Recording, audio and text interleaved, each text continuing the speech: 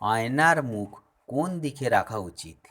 নমস্কার, বাস্তুকথা চ্যানেলে স্বাগত। দেখুন দর্শকগণ, আয়না নিজের মুখ দেখতে কাজে লাগে, কিন্তু বাস্তুশাস্ত্র অনুযায়ী ঘরের ঠিক জায়গায় আয়না রাখতে পারলে ঘরের পজিটিভ শক্তি বা ভালো প্রভাব বাড়ে।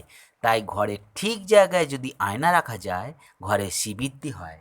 ঘরের উত্তর বা পূর্ব দিকের দেওয়ালে আয়না লাগান, যাতে আপনার মুখ দক্ষিণ বা পশ্চিম দিকে হয়। ক্যাশ বাস্ক বা লকারের সামনে আয়না রাখতে পারলে আর্থিক উন্নতি হয় বলে বিশ্বাস করা হয়।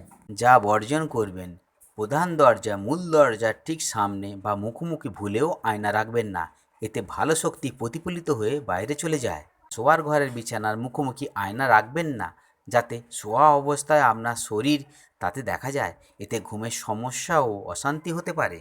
দক্ষিণ বা পশ্চিম দিকের দেওয়ালে আয়না লাগাবেন না, কারণ এটি নেতিবাচক শক্তি টানে। আপনি কি জানতে চান শোবার ঘরে বা বাথরুমে আয়না রাখার সঠিক নিয়ম কি? তাহলে অবশ্যই কমেন্ট করবেন।